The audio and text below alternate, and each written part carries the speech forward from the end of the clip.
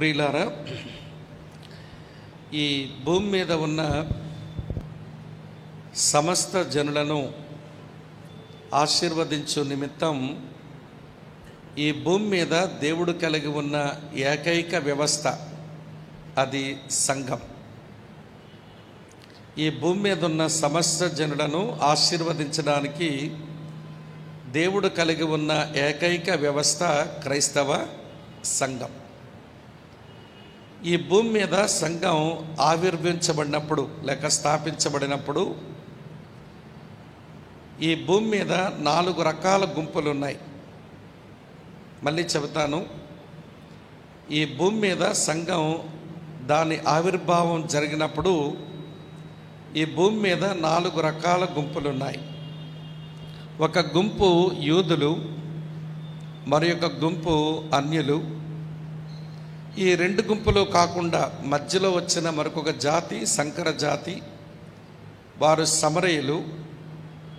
ఈ 3 గుంపులకు చెందని ఇందులో దేంట్లోంచో బయటకు వచ్చిన వారు అదొక గుంపు, అది బాప్తిస్మమిచ్చు యోహాను యొక్క శిష్యులు.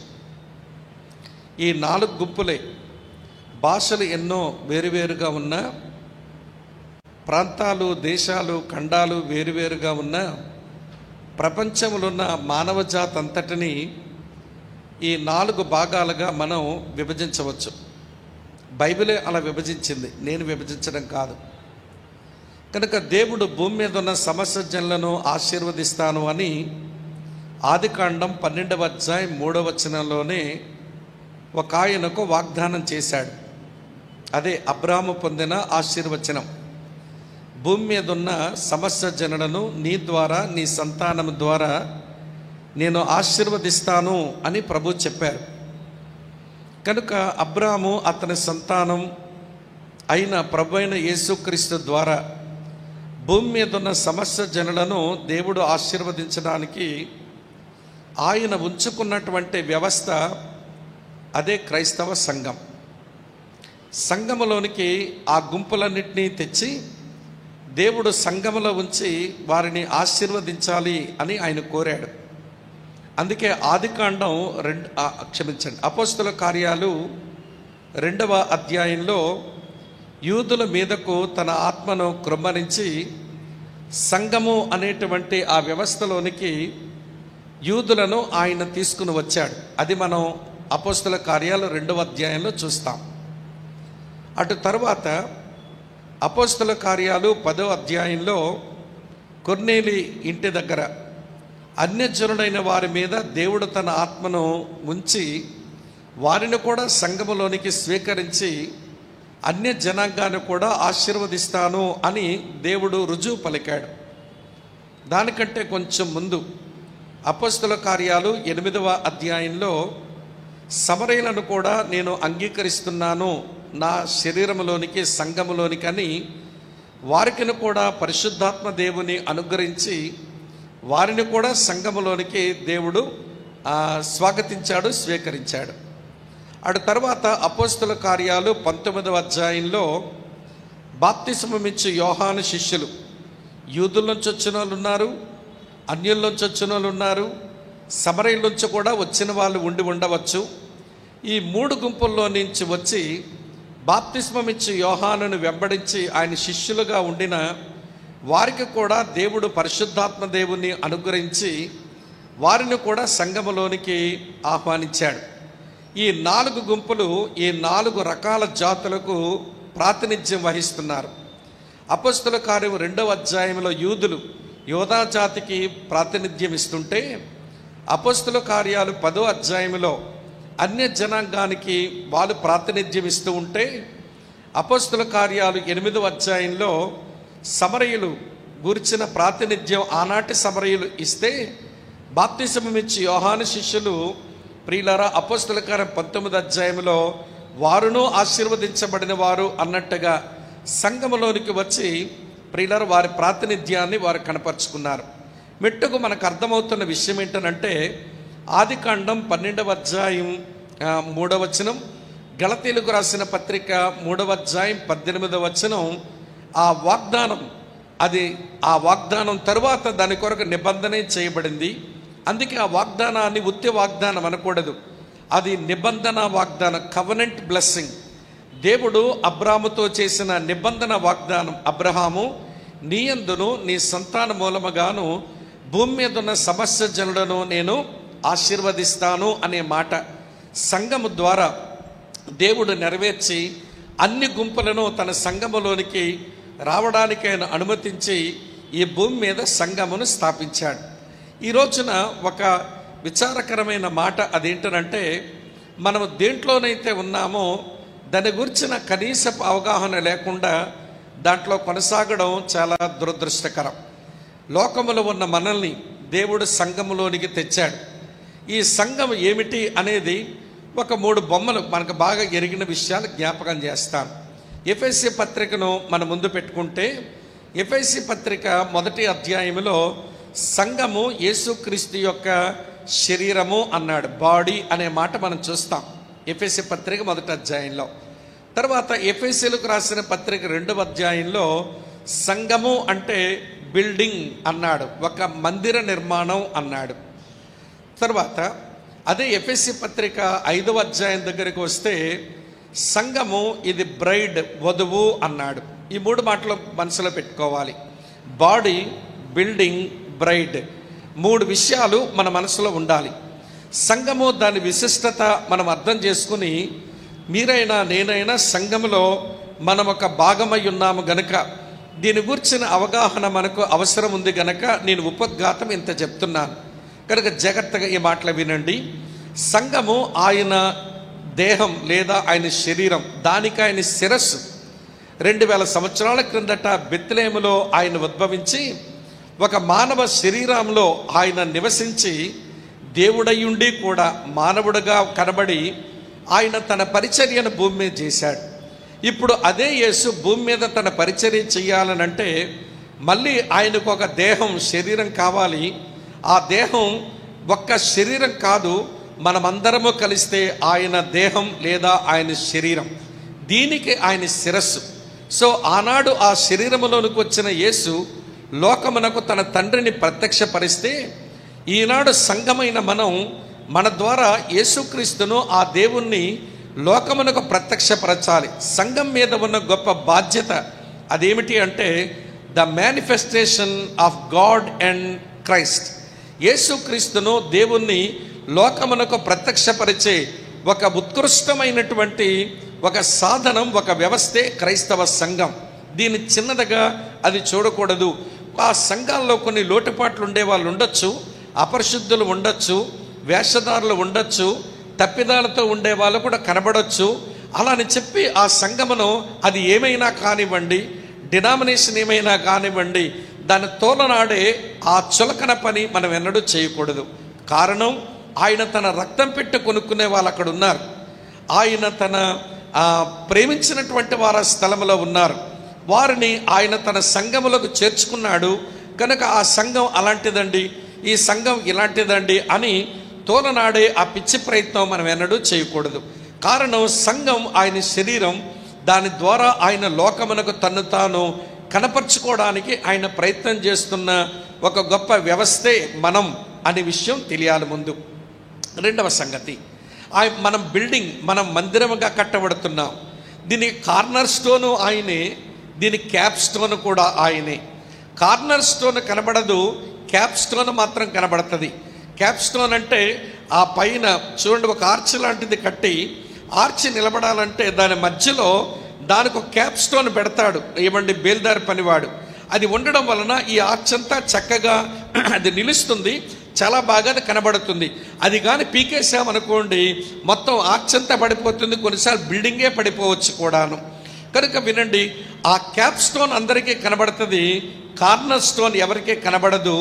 ఈ మందిరము అనబడ్డ సంఘానికి పునాది, మూలరాయి ప్రభువైన యేసుక్రీస్తే. అలాగనే సంఘము నుంచి పైకి కనబడవలసినటువంటి వాడు కూడా ప్రభువైన యేసుక్రీస్తే. అందుకే మూలరాయి ఆయనే, అలాగనే ప్రధానమైన ఆ రాయి కూడా ఆయనే అనే విషయాన్ని అర్థం చేసుకుని, అందుకనే పౌలు తిమోతితో చెప్పాడు, సంఘము సత్యమునకు స్తంభమును, దానికి అది ఆధారమునై ఉన్నది అనే మాట మనం తిమోతి పత్రికలో 3వ అధ్యాయంలో మనం చూస్తాం. కనుక వినండి, ఆ శరీరముగా సంఘం లోకానికి కనపరచాలి యేసుక్రీస్తును. మందిరముగా ఆయనే మూలరాయిగా ఉంచుకొని ఆయన్నే లోకానికి చూపిస్తూ ఆ మందిరములో జరగవలసినటువంటి అన్ని అర్చన ఆచారాలు మందిరము లోపల జరగాలి, అలాగే సంఘం లోపల జరగాలి. దీని గురించి 1 పేతురు 2వ అధ్యాయంలో 4 నుంచి 7 వచనాల్లో పేతురు చాలా బాగా ప్రస్తావన చేస్తాడు. మనం ఆత్మ సంబంధమైన మందిరముగా కట్టబడుతున్నాము. ఆయన సజీవమైన ముఖ్యమైన మూడరాయి ఉండగా మనము సజీవమైన రాళ్ల వలె ఉండి ఆత్మ సంబంధమైన మందిరముగా కట్టబడుతున్నాము. కనుక సంఘము అనగా ఆత్మ సంబంధమైన ఈ మందిరములో మనం అర్పించవలసినటువంటి ఆయా అర్పణ ఆచారాదులు మన లోపల జరిగించుకోవలసినటువంటి వారు. ఇది 2వ సంగతి. 3వ సంగతి ఏంటనంటే మనం వధువు. ఇది మనం అర్థం ఒక రోజున ఆయన సముఖమందు నిలబడి ఆయన ప్రక్కన నిలబడి ప్రియులారా ఆయనతో ఆ గొర్రెపిల్ల వివాహంలో కనబడవలసింది సంఘం. ఈ సంఘాన్ని గురించి ఒక్క మాటలు, ఈ వధువు అనే మాట వచ్చింది గనక 3 సంగతులు మీకు జ్ఞాపకం చేస్తాను. ప్రియులారా బైబిల్లో 3 వివాహాలకు భలే ప్రాముఖ్యత ఇచ్చారు బైబిల్ పండితులు. ఆదికాండం 2వ అధ్యాయంలో ఒక వివాహం, అలాగనే ఆదికాండం 24వ అధ్యాయంలో మరొక వివాహం. గుర్తొస్తుందా? బైబిల్ పరిచయం ఉన్న వాళ్ళమే కదా, కనుక ఇవన్నీ మన జ్ఞాపకానికి సులువుగా వచ్చేస్తాయి. ఆదికాండం 2వ అధ్యాయంలో ఆదాము హవ్వల యొక్క వివాహం, అలాగనే ఆదికాండం 24వ అధ్యాయంలో రెబెకా అలాగనే ఇస్సాకులు గూర్చినటువంటి వివాహాన్ని మనం చూస్తాం. అటు తర్వాత ఆదికాండం 41వ అధ్యాయంలో యోసేపు అసినతి యొక్క వివాహం. ఇలా ఒక్కసారి మీరు మనసు పెట్టి వినండి. ఆదికాండం 2వ అధ్యాయంలో వినండి, భర్త లేక పురుషుడు గాయము నొంది విశ్రమించి అందులోంచి తన వధువును సంపాదించుకున్నాడు. అది ఒక గొప్ప చిత్రం, అది ఒక పొట్రైట్. యేసుక్రీస్తు ప్రభు సిలువలో మరణించి తన సంఘం జనించడానికి ఆయన సిలువలో ఆయన తలవంచవలసి వచ్చింది, విశ్రాంతిని అందవలసి వచ్చింది. అది ఆదికాండం 2వ అధ్యాయంలో మనకు కనబడేటువంటి సంఘటన. ఆదికాండం 24వ అధ్యాయంలో ఇస్సాకు తన భార్య అయిన రెబెకా కొరకు వినండి, తన ఇంట్లో లేడు, అలాగన అమ్మాయి ఇంటికి కూడా వెళ్ళలేదు. అమ్మాయి వచ్చే దారిలో మధ్యలో ఒక పొలములో ధ్యానం చేసుకుంటూ ఉంటున్నాడు. సిద్ధపరిచినటువంటి వాడు అమ్మాయిని బాగా సిద్ధపరిచి రెబెకాను తీసుకుని వస్తే ఆమెను పరిగ్రహించి పెండ్లాడినాడు. ఇది ఏమి చెప్తుందనంటే, ఏ సంఘమైతే భూమి మీద ఆయన రక్తము కార్చి గాయము నుండి సంపాదించుకున్నాడో ఆ సంఘము కొరకు ఒక రోజున గాయపడిన భర్త కాదు, వేచి ఉండే భర్తగా ఆయన మధ్యాకాశమునకు రానయ్యున్నాడు. ఎవడి సిద్ధపరచబడినటువంటి సంఘం ఆయన దగ్గరకు కొనుపోబడనయ్యుంది అనేది మనం గమనించాలి. 3వ సంగతి, 3వ పెళ్లి కుమారుడు, సింహాసనం మీద కూర్చున్న పెళ్లి కుమారుడు యోసేపు. ఆయన పక్కన అసినతు అనబడిన ఆమె వినండి ప్రియుల భార్యగా ఆయన పక్కన ఉంచబడింది. ఈ అసినతు అనేటువంటి మాటకు కృప పొందింది అని అర్థం. మరో మాటలో చెప్పాలంటే శూన్యమైన వ్యక్తి కృప పొందింది అని అర్థం ఇచ్చే అసినతు అనే పేరు కలిగిన ఆమె యోసేపు పక్కన నిలిచింది. అంటే ఒక రోజున ఈ సంఘం శూన్యమే, ఇది నథింగ్. ఒక మాటలో చెప్పాలంటే అయోగ్యమైనదే సంఘము, కానీ ప్రభు దీన్ని యోగ్యంగా చేసి ఒక రోజున తన చెంత నిలబెట్టుకుని ఒక అద్భుతమైన రోజు, తన పక్కన కూర్చుండబెట్టుకుని ఒక అద్భుతమైన రోజు రాబోతా ఉంది. దాని కొరకు నిరీక్షణ కలిగి బ్రతికేది క్రైస్తవ సంఘం.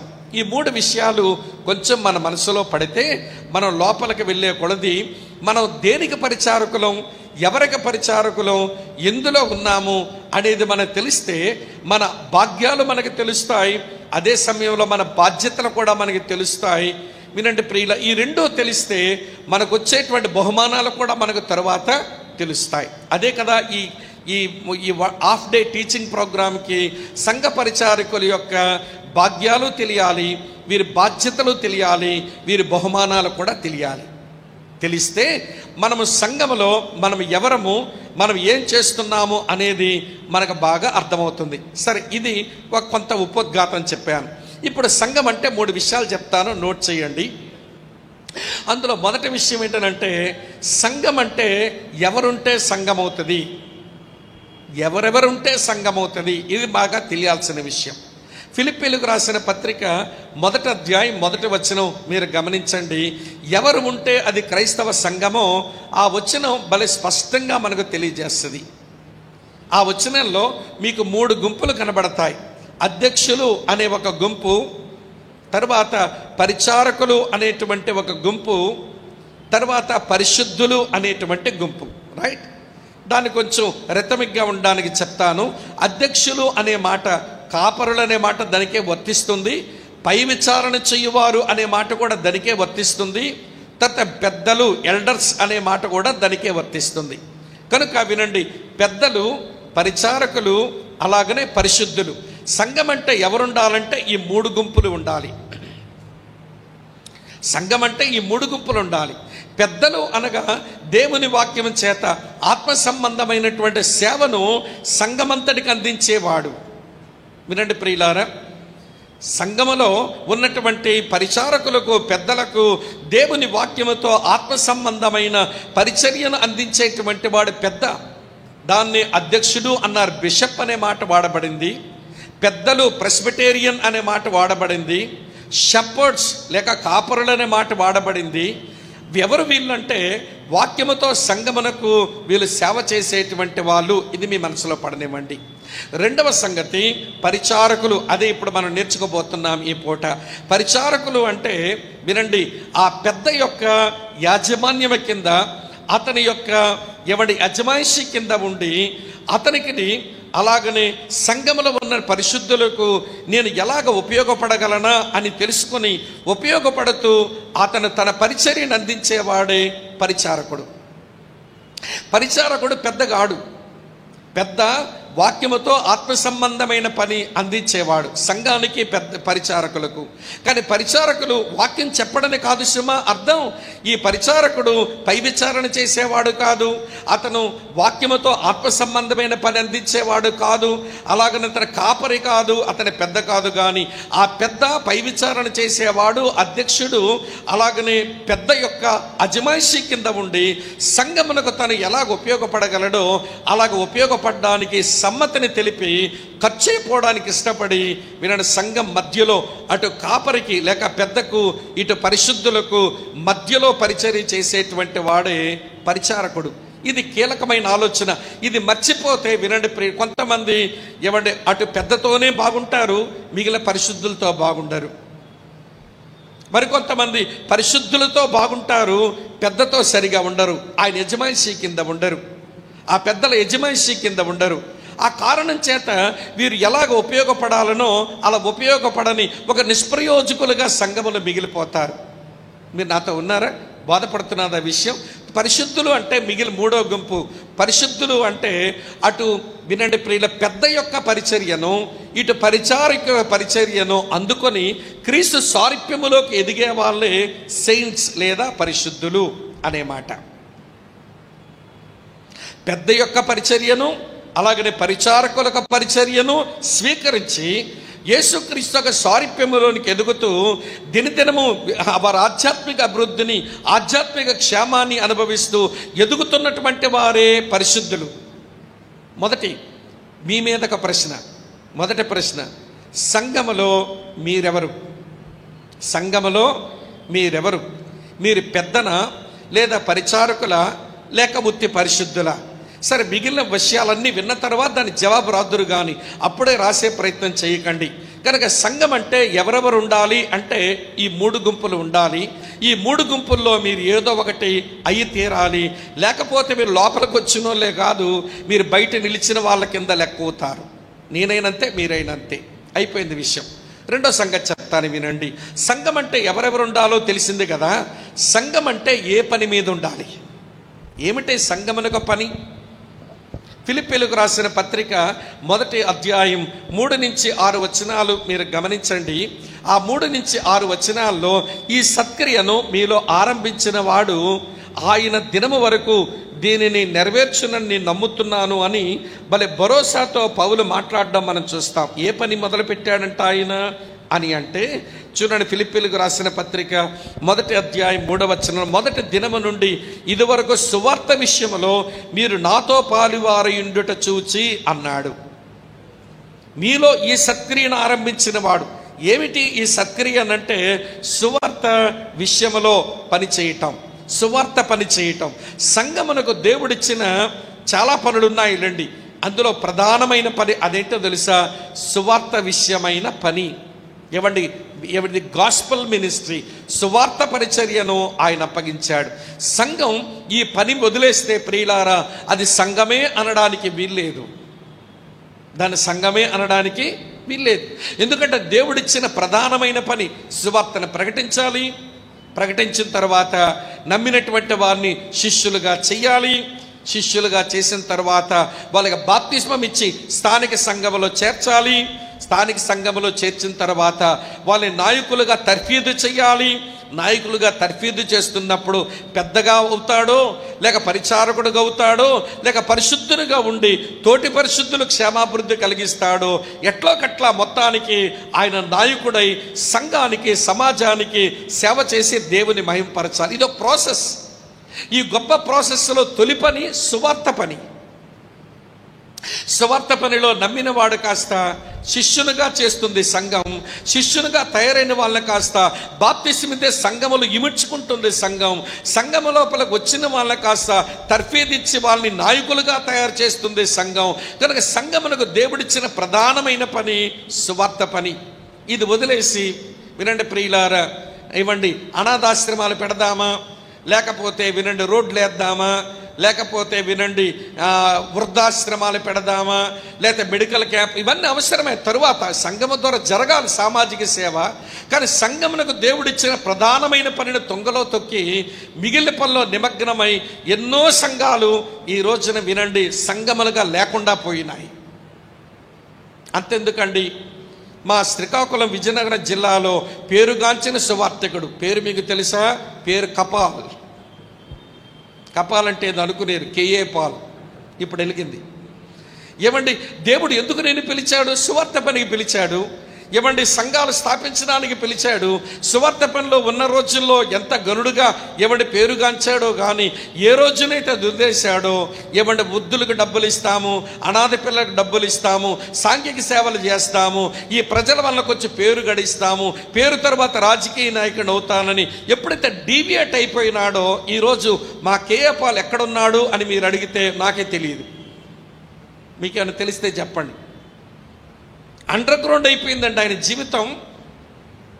ఎక్కడి నుంచో ఏదో టీవీలతో మాట్లాడతాడు కానీ అతని మనిషి ఈ రోజున పబ్లిక్లోకి వచ్చి నేను వాక్య సేవకుడను, నేను సువార్త సేవకుడను, నేను కొంతమందికి ప్రయోజనకరంగా ఉండాలి అన్నట్టుగా పరిచర్య చేయలేకపోతున్నాడు. అంతెందుకండి, విజయనగరం పక్కన నెల్లిమర్ల అనేటువంటి ఊరు పక్కన వినండి వాళ్ళ ఊరు. ఆ ఊర్లో ఈ రోజుకు క్రైస్తవ సంఘం లేదు. ఆయన పుట్టి పెరిగిన ఊరు. గమనిస్తున్నారా? నువ్వేదో ప్రపంచాన్నే ఉద్ధరిస్తానని అన్నావు, దేవుడు పిలిచిన పిలుపును వదిలేశావు. నీ వల్ల స్థాపించబడిన సంఘాలు, పార్వతీపురంలో ఆయన చేత స్థాపించబడిన సంఘం సువార్త పనిలో లేకుండా పోయింది. ఈ రోజున సంఘమే లేకుండా పోయింది. నలుగురు చేత అవ్వ అవ్వ అవ్వ. ఇక్కడ కేఏ పాల్ అనే వాడు ఒకడు వచ్చేవాడండి. వాళ్ళన్న డేవిడ్ రాజు గారని ఒక ఆయన వచ్చేవాడండి. ఇక్కడ సంఘం అనేది ఒకటి ఉండేదండి, క్రైస్తవ సంఘం. ఈ మధ్య ఏమీ లేవండి. వాళ్ళేమయ్యారో ఇదేమయ్యిందో అనేటువంటి ఒక అవమానకరమైన మాటలు ఆ ప్రాంతాల్లో నేడు వినవలసి వస్తుంది. కనుక సంఘం ఏ పని మీద ఉండాలని సంఘమన భూమి మీద ఉంచాడో దాన్ని విస్మరించడం అది సబబు కాదు అని మీరు దయతో గమనించాలి. కనుక వినండి, సంఘం అంటే ఎవరుండాలో వారుండాలి. సంఘం అంటే ఏ పని చెయ్యాలో ఆ పని చెయ్యాలి. సంఘం ఏది కలిగి ఉండాలో అది కలిగి ఉండాలి. ఏం కలిగి ఉండాలి సంఘం? నేను చూపిస్తాను చూడండి. ఫిలిప్పీలకు రాసిన పత్రిక 4వ అధ్యాయం 18వ వచనంలో ఇలా రాసి ఉంది, నాకు సమస్తమును సమృద్ధిగా కలిగి ఉన్నది. మీరు పంపిన వస్తువులు ఎపఫ్రోదీతు వలన పుచ్చుకొని ఏమీ తక్కువ లేకుండా ఉన్నాను. అవి మనోహరమైన సువాసనయు దేవునికి ప్రీతికరమును ఇష్టమనైన యాగమును అయ్యున్నాయి. సంఘం ఏది కలిగి ఉండాలనంటే సేవ అవసరాలు, సంఘం అవసరాలు, అలాగనే సేవకుని అవసరాలు నిమిత్తమై దాతృత్వం చూపే గుణం సంఘానికి ఉండాలి. అది ఉన్నప్పుడే అది సంఘం. సంఘమునకు ఏది ఉండాలో అది ఉండాలి. సంఘం ఏ పని మీద ఉండాలో ఆ పని మీద ఉండాలి. సంఘములో ఎవరెవరు ఉండాలో వారు ఉండాలి. ఈ విషయాలన్నీ మీకు జ్ఞాపకం చేశాను కదా. ఇప్పుడు మరో ప్రశ్న మీ మీదకు వస్తుంది. ఆ ప్రశ్న ఏంటో తెలుసా? వీడి సువార్త పనిలో నీ పాత్ర ఏంటి? సువార్త పనిలో నువ్వు పోషిస్తున్న పాత్ర ఏమిటి? ఇవన్నీ జవాబులు చివరిలో రాద్దాం. అప్పుడే రాసే పని చేయకండి, త్వరపడి ఆన్సర్ చేయకండి, చివరిలో చేద్దాం. ఇప్పటికి 2 ప్రశ్నలు మీ మీదకి వచ్చాయి, వాటి హైలైట్ చేసి ఉంచుకోనండి. రండి ప్రియులారా, ఇప్పుడు యేసుక్రీస్తు యొక్క శరీరముగా, యేసుక్రీస్తు యొక్క మందిరముగా, యేసుక్రీస్తు యొక్క వధువుగా ఈ భూమి మీద ఉన్న సమస్త జనులను ఆశీర్వదించడానికి దేవుడు ఉంచుకున్న ఈ శ్రేష్టమైన క్రైస్తవ సంఘములో మనము పరిచారకులము అనుకునే ఇక్కడికి వచ్చాము.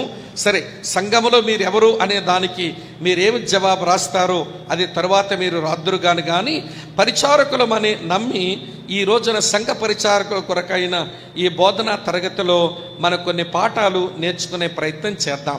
రండి, బైబిల్ గ్రంథంలో ముఖ్యంగా నూతన నిబంధనలో పరిచారకుల నిమిత్తం 3 వాక్య భాగాలు ఇవ్వండి జనరల్గా సాధారణంగా ఉదహరించబడ్డాయి. ఈ 3 పోర్షన్సే పరిచారకుల కొరకైన కీలకమైన వాక్య భాగాలు. అందులో మొట్టమొదటిది అపోస్తుల కార్యాలు 6వ అధ్యాయం 1 నుంచి 7 వచనాలు. అపోస్తుల కార్యాలు 6వ అధ్యాయం 1 నుంచి 7 వచనాలు. ఈ 7 వచనాల్లో 2 ప్రాముఖ్యమైన విషయాలు ఉంటాయి. ఒకటి పరిచారకుల ఎన్నిక, అలాగనే పరిచారకుల యొక్క నియామకం, ఎలక్షన్ ఆఫ్ ద డీకన్స్. రెండవ మాట ఏంటో తెలుసా? తర్వాత ఆర్డినేషన్ ఆఫ్ డీకన్స్. ఇవడి పరిచారకుల యొక్క ఎన్నిక, పరిచారకుల యొక్క నియామకం.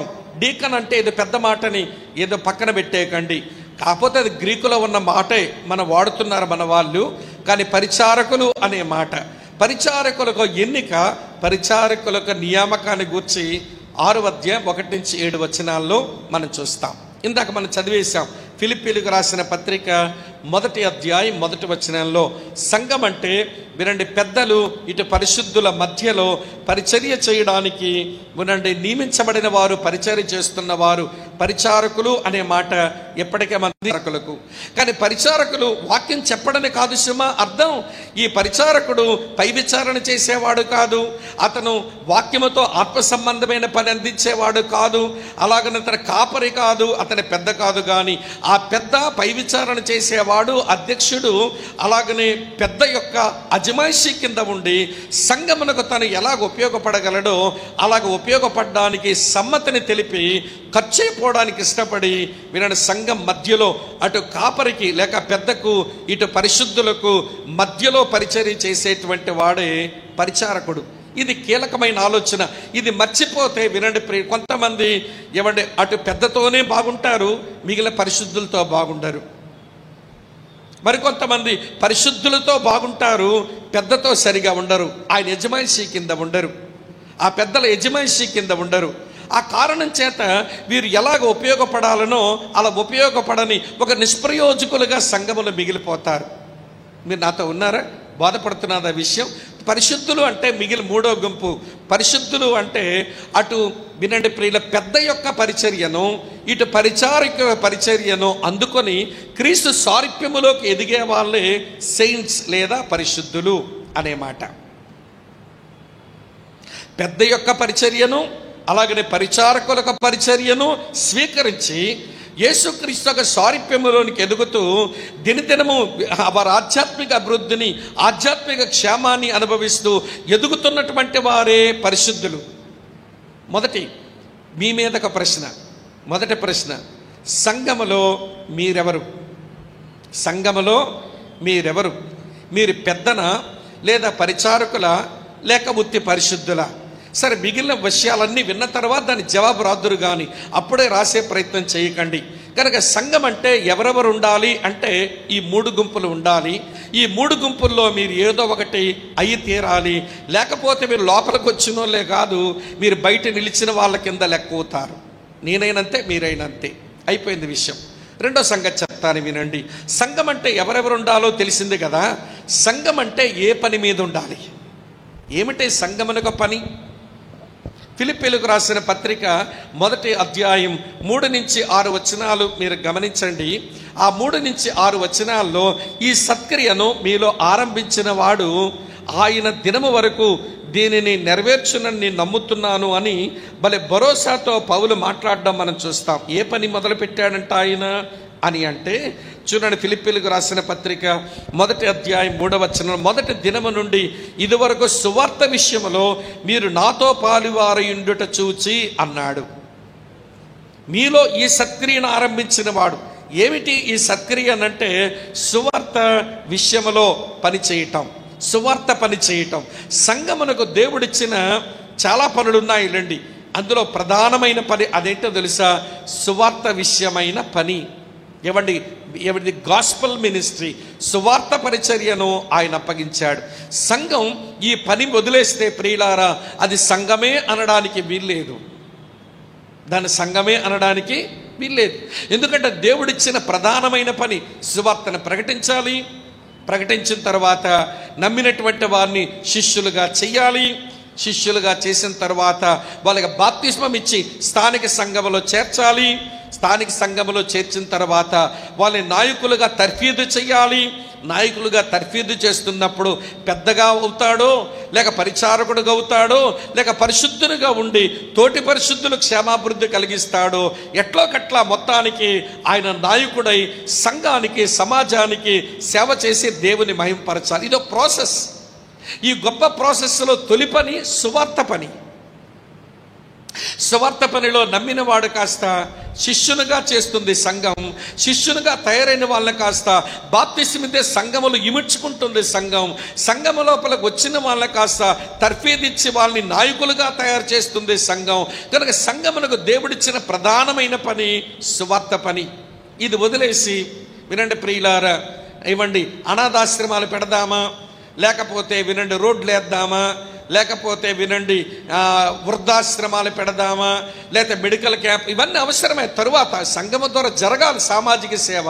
కానీ సంఘమునకు దేవుడిచ్చిన ప్రధానమైన పనిని తొంగలో తొక్కి మిగిలిన పనిలో నిమగ్నమై ఎన్నో సంఘాలు ఈ రోజున వినండి సంఘములుగా లేకుండా పోయినాయి.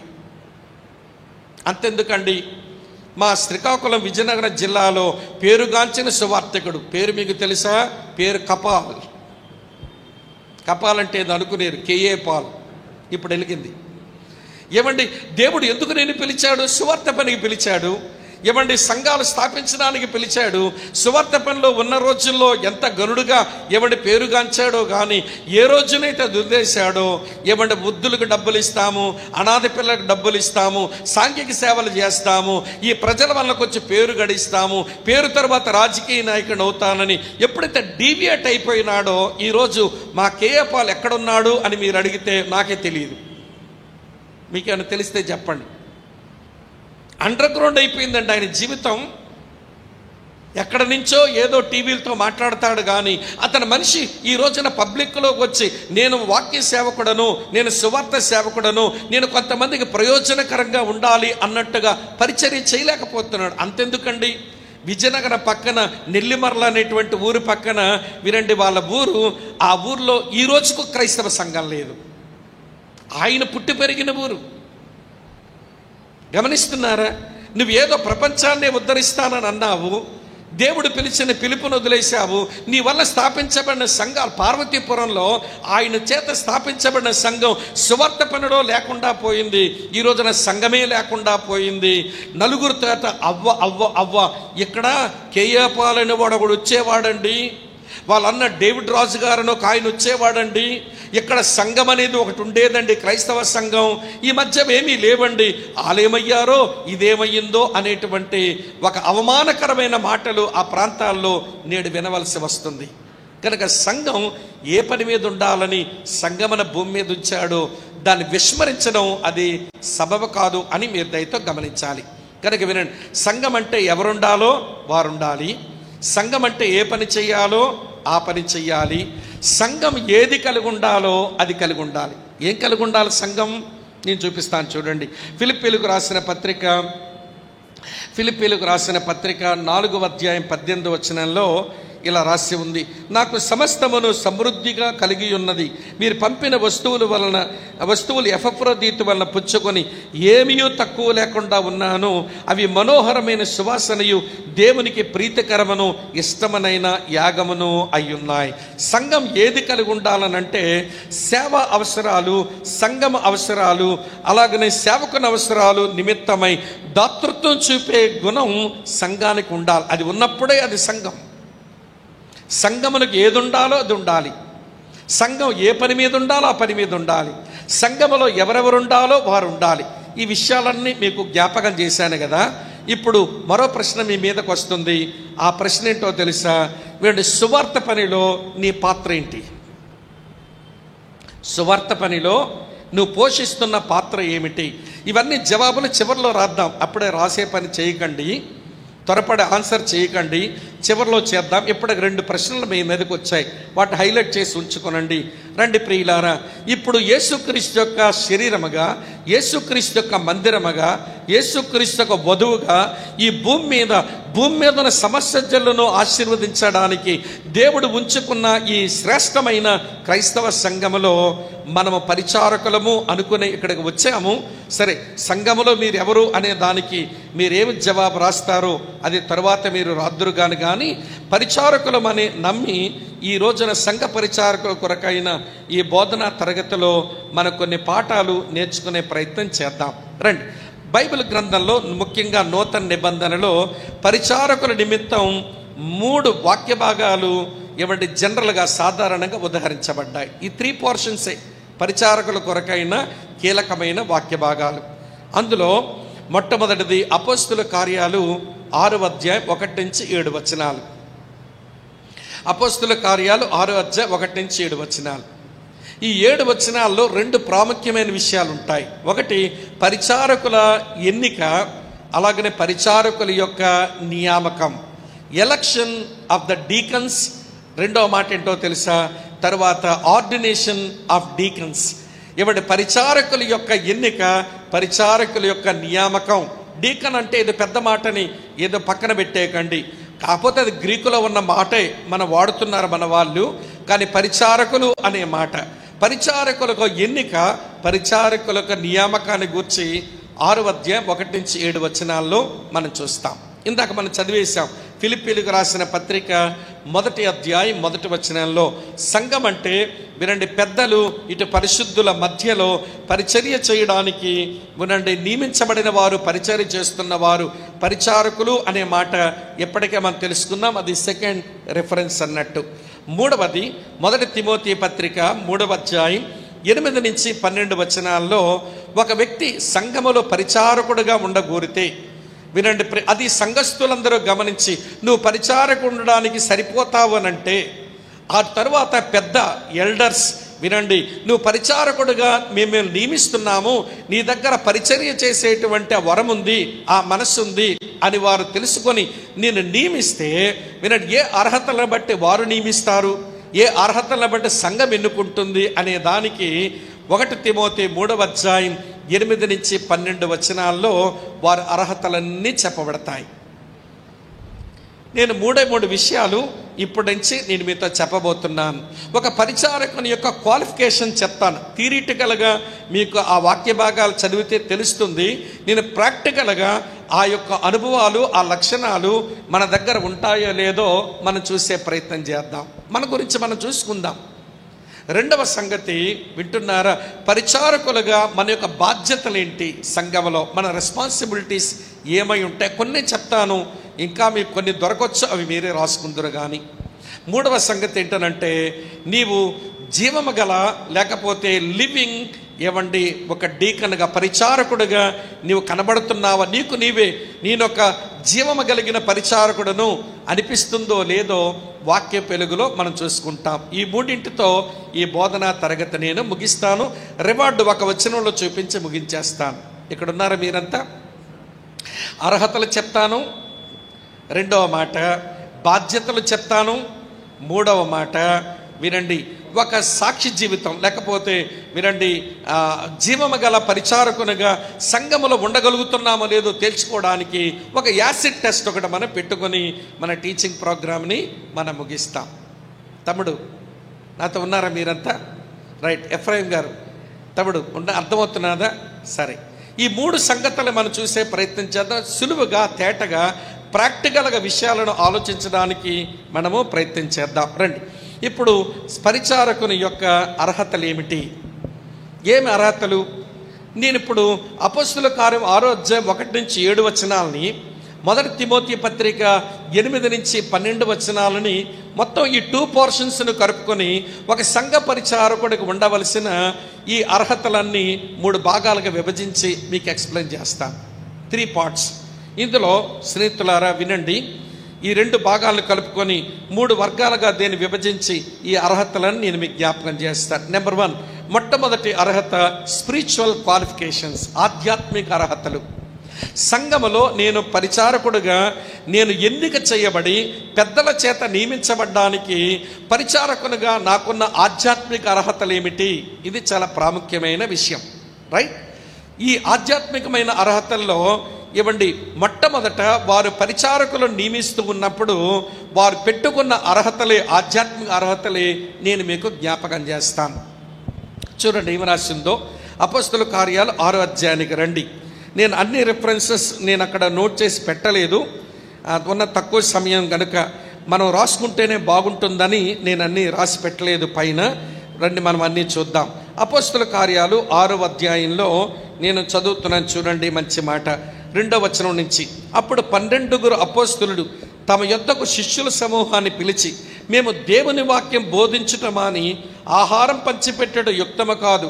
కాబట్టి సహోదరులారా, ఆత్మతోనూ జ్ఞానముతోనూ నిండుకొని మంచి పేరు పొందిన 7 మనుషులను మీలో ఏర్పరచుకోండి. ఎలక్షన్ పని మీది, మేము వారికి ఈ పనికి నియమితము. ఆర్డినేషన్ పని మాది.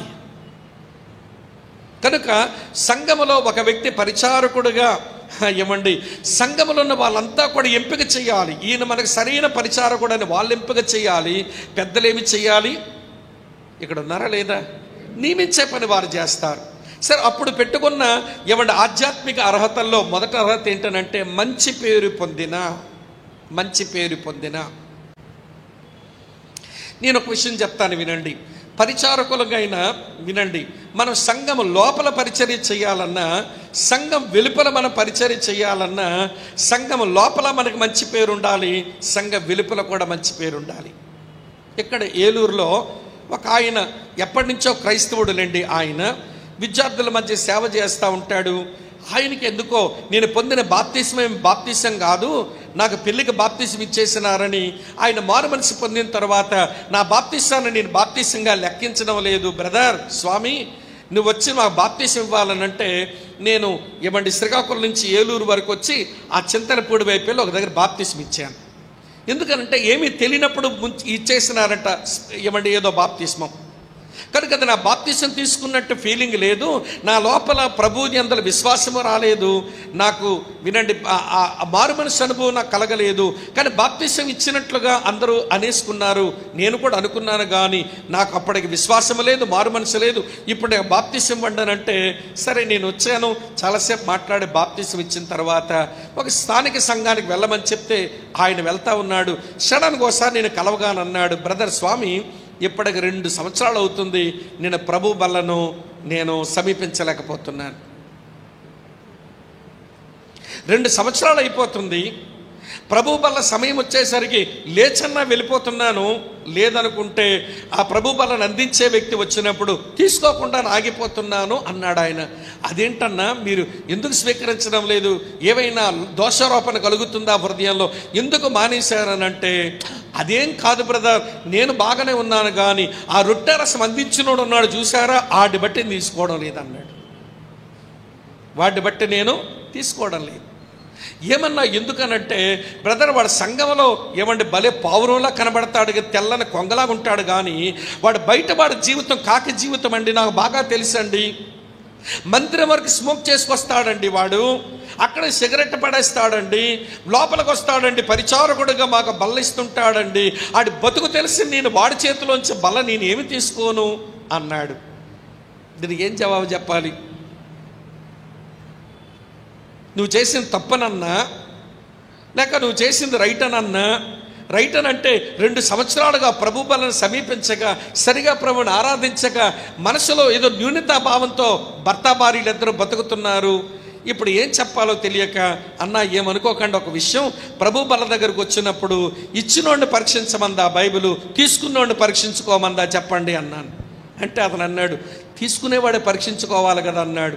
సరే, మరి సంఘ పెద్దలు అతను ఎందుకు పరిచారకుడు పెట్టాడో నాకు తెలియదు, కానీ మిమ్మల్ని మీరు పరీక్ష చేసుకొని తీసుకోండి అన్న, ఇచ్చినోడిలో ఏమి లేదులే అన్న. అంటే ప్రియులారా, ఒక్కసారి ఆగినాడు ఆయన. అది మింగుడు పడడం కష్టమైంది, కానీ తరువాత అన్నాడు, నేను తీసుకోవడం మొదలుపెట్టానండి. ఎలా మొదలుపెట్టానంటే, ప్రభువా నాకు బలనిచ్చే ఈ పరిచారకుడిని మీరు మార్చాలి అని నేను చాలా ప్రార్థన చేయడం మొదలుపెట్టాను. వాడి జీవితంలో కూడా చాలా మార్పులు వచ్చాయి. ఆడు బాగుపడ్డాడు, చెప్పండి, నేను బాగుపడ్డాను. కానీ ఒక విషయం అయితే ఇక్కడ ఒక సాఫ్ట్ కార్నర్ ఒకటి గమనించాలి. సంఘములో పరిచారకుడు అందించే పరిచర్యను అందుకోవడానికి సంఘస్థులందరూ కూడా పరిచారం యొక్క జీవితాన్ని చూస్తారు. మనకు మంచి పేరు లేకపోతే మన పరిచర్యను అందుకోలేరు. చూస్తారు 2 సంవత్సరాలు ఏమైనాడో ఎగ్జాంపుల్ ఇచ్చాను మీకు. అలాగే సంఘం వెలుపలకు వెళ్ళి మన పరిచర్య చేస్తున్నప్పుడు కూడా మన మంచి పేరు కావాలి. పౌలు శీలలు అపొస్తలుల కార్యాలు 16వ అధ్యాయం 2వ వచనంలో ఏమండి, పౌలు శీలలు తిమోతిని వెంటేసుకుని పోతున్నారు సువార్త పరిచర్యకు. ఏముందని తీసుకుపోయారో పిల్లగాడిని,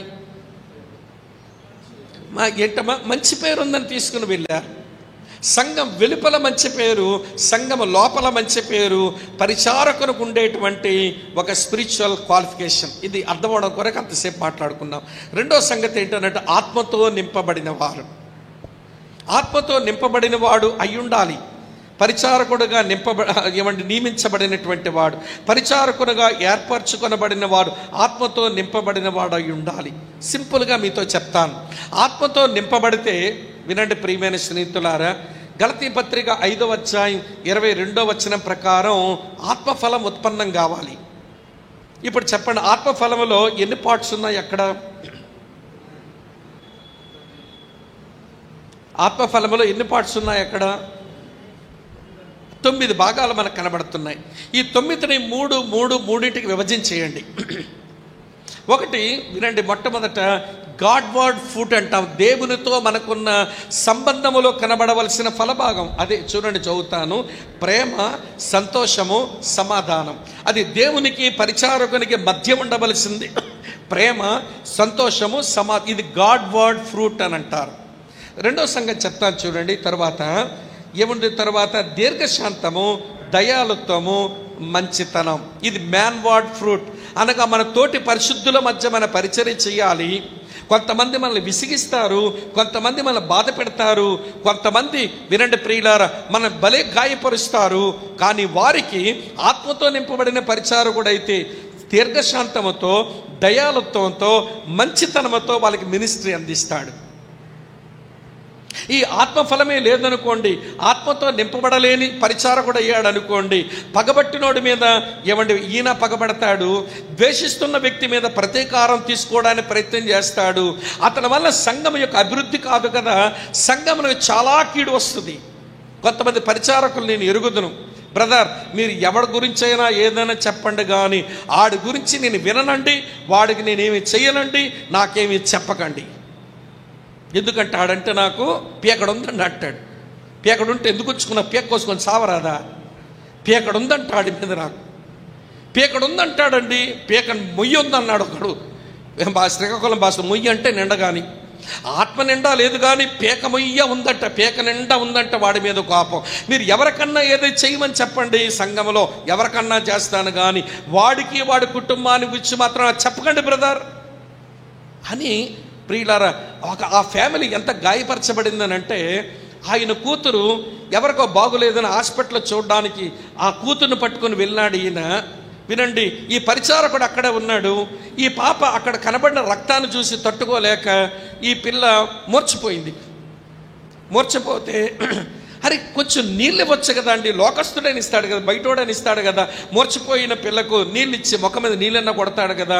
ఆ పిల్ల అలాగే కొట్టుకుంటా ఉంటే మూర్చపోయి ఆ తండ్రి గాబరా పడిపోతూ ఉంటే ఈ పరిచారకుడు ఒకే సంఘానికి పోతారు, ఒకే దగ్గర రొట్టె విరుస్తారు, ఒకే దగ్గర బ్రదరు వందనాలు ప్రైజ్ ది లార్డ్ అని పలకరించుకుంటారు.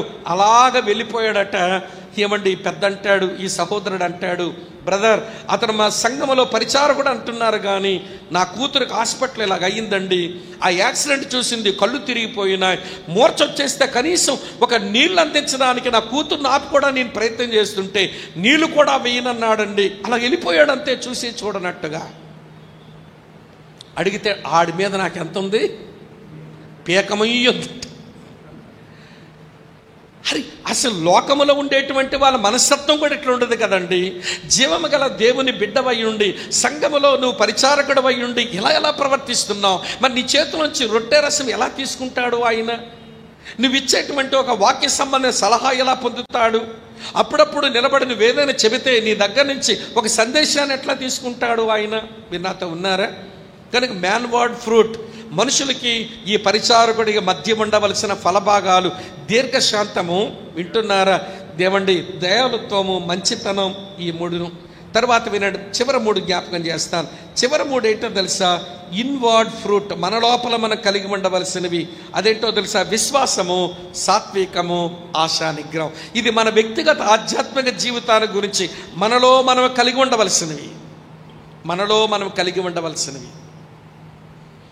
వినండి ప్రియులారా, సాటి మనిషి ఎట్లా కలిగి ఉండవలసినవి, దేవునికి నాకు మధ్య ఉండవలసినవి. ఈ 9 ఫలభాగాలు ఆత్మ నింపుదల కలిగిన పరిచారకుడు తన జీవితంలో కలిగి ఉండి, వినండి, తన జీవితాన్ని అతను ఫలభరితంగా చేసుకుంటూ, అతను నిష్ప్రయోజకుడు కాదండి. సంఘంలో మంచి పేరు పొందినవాడు. తరువాత వినండి ప్రియుల స్నేహితులు, ఆత్మతో నింపబడిన వాడు. ఇది స్పిరిచువల్ క్వాలిఫికేషన్స్. 3వ మాట, జ్ఞానముతో నింపబడిన వాడై ఉండాలట. జ్ఞానముతో నింపబడితే ఏమొస్తుంది అని అంటే, జ్ఞానముతో నింపబడితే డిజర్నింగ్, వివేచన వస్తుంది. మంచి ఏదో చెడేదో తెలుసుకుంటాడు, మేలేదో కీడేదో వివేచించగలుగుతాడు, వెలుగేదో చీకటేదో తెలుసుకుంటాడు. పెద్దలకు లేక వాక్య సేవకునికి సంఘంలో జరుగుతున్న పరిస్థితుల్లో మంచి చెడ్డలు, లేకపోతే మేలు కీడులు, వెలుగు చీకటలు, తీపి చేదులు అన్నీ బాగా డిజర్న్ చేస్తున్నాడు గనక, అన్నా మన సంఘములో పలానా కుటుంబంలో పరిస్థితి ఇది, అన్న మన సంఘములో పల సహోదరుని యొక్క పరిస్థితి ఇలా ఉంది, మనం ఎలాగైనా ఒక మంచి పరిచర్య చేసి అందించి అతన్ని మనం ఎవడు బాగు చేయాలి అనే దిశగా మనం ఆలోచించడానికి వీలుంటుంది. కనుక వినండి, డిజర్నింగ్ లేకపోయినా జ్ఞానం లేని పరిచారకుడు అన్నమాట. దేవునికి సాటి మనిషికి తనలో తాను కలిగి ఉండవలసిన ఫలభాగాలు లేకపోతే అతను ఆత్మతో నింపబడని పరిచారకుడు అన్నమాట. మంచి పేరు లేకపోతే అతని సంఘములో తన పరిచర్య ఎవరో అందుకోలేని వాడుగా మిగిలిపోయాడని లెక్క. ప్రశ్న మీది, నోట్ చేయండి. ఒక ప్రశ్న. మరో ప్రశ్న ఏంటనంటే, సంఘములో ఉన్న కుటుంబాల మధ్య నీకున్న పేరేమిటి? నీకున్న పేరేమిటి?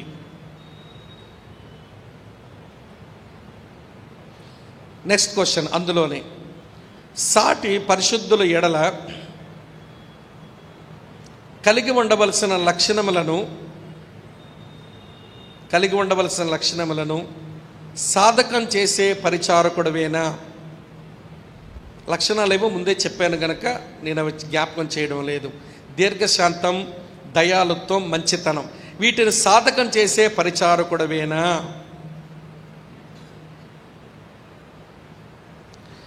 నెక్స్ట్ క్వశ్చన్, సంఘములో జరుగుతున్న పరిస్థితులను చూచి, సంఘమందు జరుగుతున్న పరిస్థితులను చూచి సరిగా వివేచించడం చేతనగునా? సరిగా వివేచించడం చేతనగునా? రైట్. అపోస్తుల కార్యాలు 6వ అధ్యాయం, 1 తిమోతి 3వ అధ్యాయం 8 నుంచి 13 వచనాల్లో 3 వర్గాలుగా ఈ పరిచారకుల యొక్క అర్హతలను విభజిస్తామనుకున్నాంగా. ఇందులో ఆధ్యాత్మిక అర్హతలను మనం చూసాం. తర్వాత సంగతి చూద్దాం రండి. తర్వాత సంగతి ఏంటనంటే నైతిక అర్హతలు, మోరల్ క్వాలిఫికేషన్స్. నైతిక అర్హతలు, మోరల్ క్వాలిఫికేషన్స్. సంఘములో పరిచారకునిగా పనిచేస్తున్నటువంటి వాడు తప్పనిసరిగా మోరల్ మ్యాన్ అయి ఉండాలి, నైతిక పరుడై ఉండాలి, నైతిక విలువలు కలిగిన వాడై ఉండాలి. ఈ విషయాలన్నీ కూడా మీరు 1 తిమోతి పత్రిక 3వ అధ్యాయం 8 నుంచి మీరు క్రమంగా చదువుతారు. నేను ఊరికే హైలైట్స్ అట్లా రాశాను. ఈ వచనాల్లోంచి మీరు వీటిని చూసుకోవచ్చు. 8వ వచనం దగ్గర నుంచి అలాగుననే పరిచారకులు మాన్యులయ్యుండి అని అంటే గౌరవానికి తగిన వారయ్యుండి అని అర్థం. మాన్యులయ్యుండి అంటే గౌరవించబడిన వారయ్యుండి అని అర్థం. ఒక గౌరవప్రదమైన జీవితం జీవించాలి. ఇలా మీతో చెప్తాను వినండి. గౌరవం చాలామంది ఏమనుకుంటారంటే వేసుకున్న బట్ట కలిగి ఉన్న డబ్బును బట్టి వస్తుంది అనుకుంటారు. అది లోకములోని మాట. అది లోకములోని మాట. సంఘములో గౌరవం దేని బట్టి వస్తుందంటే బ్రతుకుతున్న దేమండి గాడ్లీ లైఫ్, గాడ్లీ హ్యాబిట్స్, వీటిని బట్టి గౌరవం వస్తుంది. మనం కలిగి ఉన్న దైవిక జీవితం, మనం కలిగి ఉన్న దైవిక అలవాట్లను బట్టి సంఘములో పరిశుద్ధుల ముందు మనం గౌరవప్రదమైన వ్యక్తి అవుతాం. అలాగని ఇష్టం వచ్చినట్టుగా గుడ్డముక్కలు వేసుకోమని కాదు, ఇష్టం వచ్చినట్టుగా ఎయిర్ క్రాఫ్ట్ వేసుకోమని కాదు, ఇష్టం వచ్చినట్టుగా మన నడవడిక కలిగి ఉండాలని కాదు. బట్ సంఘములో లోకములో వచ్చేటువంటి గౌరవం వేరు. డబ్బున్న వాడిని లోకం గౌరవిస్తుంది, మంచి వస్త్రాలు వేసుకున్న వాడిని లోకం గౌరవిస్తుంది. బట్ సంఘములో గౌరవానికి గాడ్లీ హ్యాబిట్స్, అలాగని గాడ్లీ క్యారెక్టర్, గాడ్లీ లైఫ్ కలిగిన వారిని సంఘం గౌరవిస్తుంది. వినండి ప్రియులారా, మా దగ్గర రిక్షా పుల్లర్ ఒక ఆయన ఉంటాడు. ఏమండి ఆయన పేరు భద్రయ్య. ఆయనంటే మా అందరికి ఎంత గౌరవమో తెలియదు. అందరము చాలా గౌరవిస్తాం ఆయన్ని. కారణం ఏంటో తెలుసు, అతను బ్రతుకుతున్న బ్రతుకు, అతను కట్టుకున్న పంచి వినండి బురద నీటిలో ఏమండి ఉతికి తడిపి తెచ్చినటువంటి ఒక పంచిలాడిదే కట్టుకుంటాడు. కానీ ఆయనంటే అందరికీ గౌరవం. కారణం ఇతరులను ప్రేమించడం. ఎవరికైనా రిక్షా తోలుకున్నాడు ఎవరికైనా సాయం చేస్తుంటాడండి. రిక్షా తోలుకునేవాడు ఎవరికైనా సహాయపడతాడండి. నేను మాట మీకు ఎందుకు జ్ఞాపకం చేశానంటే ఎవడి గౌరవం బట్టన బట్టో, డబ్బును బట్టో, చదువును బట్టో సంఘములు వచ్చేది కాదు. దైవికమైన జీవితం, అలాగనే దైవికమైన అలవాట్లను బట్టి సంఘం పరిచారకుడు సంఘస్థుల చేత గౌరవించబడాలి. అదే అర్హత. రెండో అర్హత ఏంటో తెలుసా ప్రియుల? కపటమైన వాడు కాకూడదు. ఇక్కడ ఏమంటాడంటే పౌలు ద్విమనస్కులను అయ్యుండకూడదన్నాడు. కింద దానికేమో 2 నాలుకలు కలిగినోడు కాకూడదన్నాడు. అంటే 2 నాలుకలు కలిగినోడు అంటే ఎదురుగా ఒక మాట, వెనకాల పెట్టి ఒక మాట. వినండి, ఈరోజు చాలామంది పరిచారకుల సంఘానికి ఒక చీడ పురుగుల్లాగా ఎట్లా తయారవుతారంటే వాక్యముతో సంఘానికి సేవ చేసే ఆ పెద్దలు ఎవరైతే ఉంటారో వాళ్ళ మీద ఈ పరిచారకులు కలుసుకున్నప్పుడు అంతా కూడా ఊసులేసుకుంటూ ఉంటారు. ఆ పెద్ద అన్నగారు ఎవరైనా ఉంటే అన్న ఎంత మంచోడో, మాకెంత దీవెనకరంగా ఉన్నాడో, అన్న లేకపోతే మేము ఉండేవాళ్ళమా అని చెప్పి మాట్లాడతారు. మళ్ళీ వీళ్ళు కలుసుకొని ముచ్చట్లు పెట్టుకున్నప్పుడు మాత్రం వినండి వేరొక నాలుగుతో మాట్లాడుతుంటారు. అదే ద్విమనస్కులు లేక 2 నాలుకలు కలిగిన వారు, వారికి బైబిల్ భాషలో చెప్పాలంటే కపట సహోదరులు, వాళ్ళు హిపోక్రెట్స్. పరిచారకుడు వేషధారిగా బ్రతకడానికి కుదరదు. అలా బ్రతికాడు అంటే అటు వినండి పెద్దకి కీడు చేస్తాడు, ఇటు పరిశుద్ధులకు కూడా కీడు చేస్తాడు. నాతో ఉన్నారా? నేను అలాంటి పరిచారకులు చాలామందిని చూసేశాను ఈ కొద్ది సేవా జీవితంలో. వీళ్ళు నోరుకు ఒక దండం పెట్టేశాను. ఎలాంటి భయంకరమైన నోరున్న మనుషులండి వీళ్ళు అనిపిస్తుంది. అక్కడేమో పొగుడుతారు, వెనకాలేమో తిడతారు. ఎదురు కనబడినప్పుడు వందనాలన్నా, ప్రైజ్ ద లార్డ్, సిస్టర్ బాగున్నారా, బ్రదర్ బాగున్నారని మాట్లాడి ఈ సహోదరుడే కొంచెం వీపులు తిరగగానే ఇంకోటి అంటాడు, ఈడ దౌర్భాగ్యుడు బ్రదర్, మీకు తెలుసా ఈడి గురించి? అది నీది నాలుక తాటిపట్ట అంటే ఒకవైపు నునుపు చెప్పరే, మరోవైపు కరుకు. ఇలాంటి వారు పరిచారకులుగా ఉండడానికి సరిపోరు. మీరు ప్రశ్నలన్నిటికీ జవాబులు రాయాలి. మనం లోతుగా చెక్ చేసుకుంటూ మనం దేవుని సందులో పరీక్ష చేసుకుందాం. టైం అవుతుంది కనుక నేను ఫాస్ట్గా వెళ్తున్నాను. కపటమైన వారు కాకూడదు, మద్యపాని కాకూడదు. ఇక్కడ మద్యపాని అంటే డ్రంకర్డ్ అనే మాట సారా గురించి ఒక్కటి మాత్రమే కాదు, దీని ఒరిజినల్ భాషలో ఉండదేంటో తెలుసా? ఎడిక్ట్ కాకూడదు. కొంతమంది పెద్ద పరిచారకులు కూడా బ్రదర్ టీ లేకపోతే ఉండలేకపోతున్నానండి. ఎడిక్షన్. త్రాగుడు కాదండి, ఇక్కడ టీ లేకపోతే ఉండలేకపోతే ఒక ఆయన అంటాడు, బ్రదర్ తెల్లవారితే కాఫీ పడకపోతే రాదు బ్రదర్ అంటున్నాడు. బ్రతకలేడు, తలనొప్పి వచ్చేస్తుందట, నాకంతా తలనొప్పి వచ్చేస్తున్నా, తల పట్టేసినట్లు అయిపోయింది బ్రదర్. ఏమంటారంటే కాఫీ లేదు ఈవేళ, టీ లేదు ఈవేళ. ఆ తాగుబోతోడికి నీకు పెద్ద తేడా ఏంటి?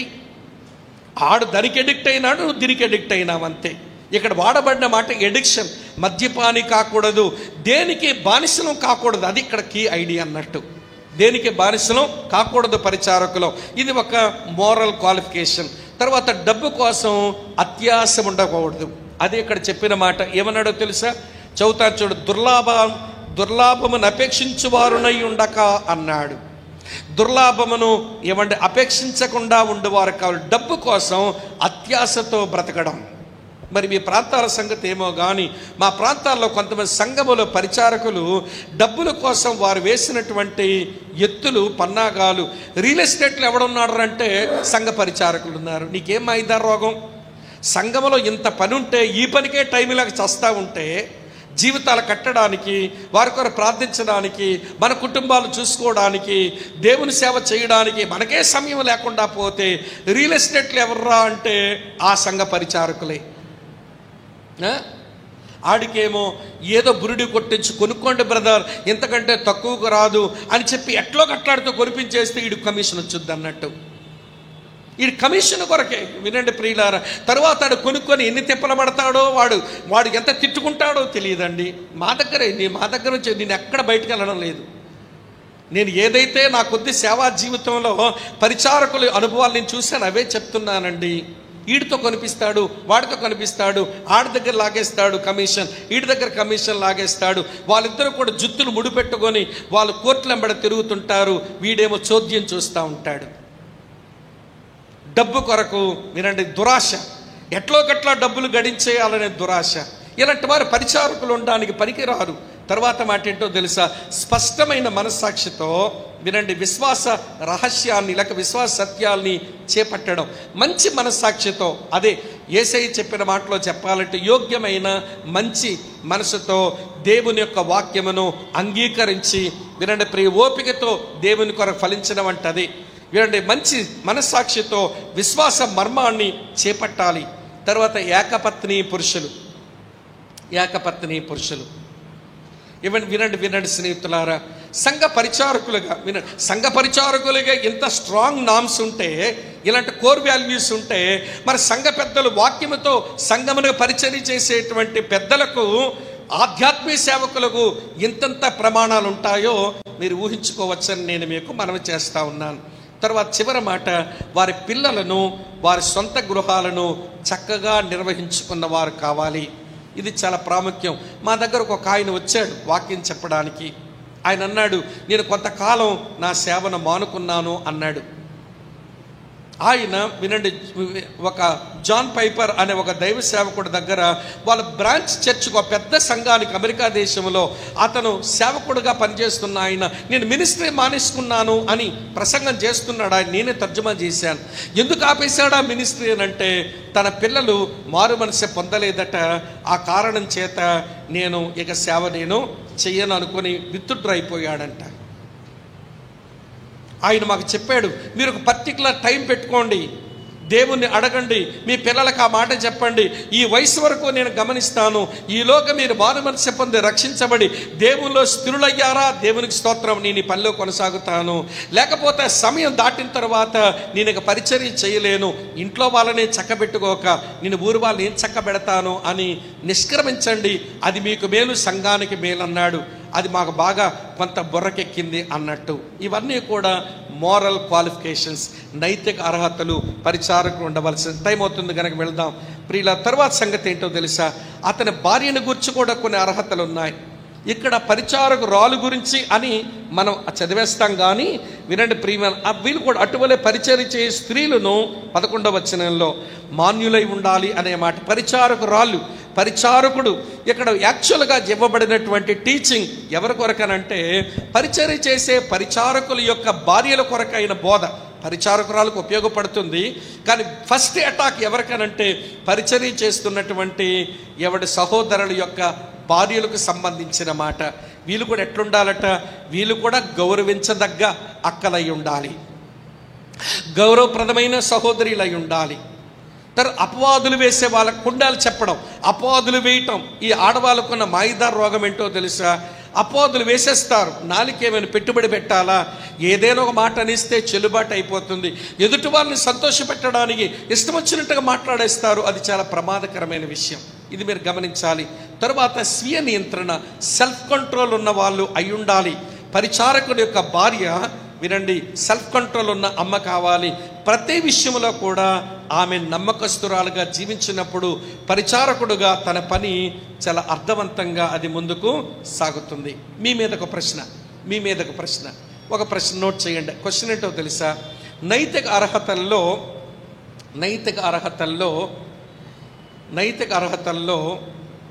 ఏమి లేవు అని అనిపిస్తున్నాయి,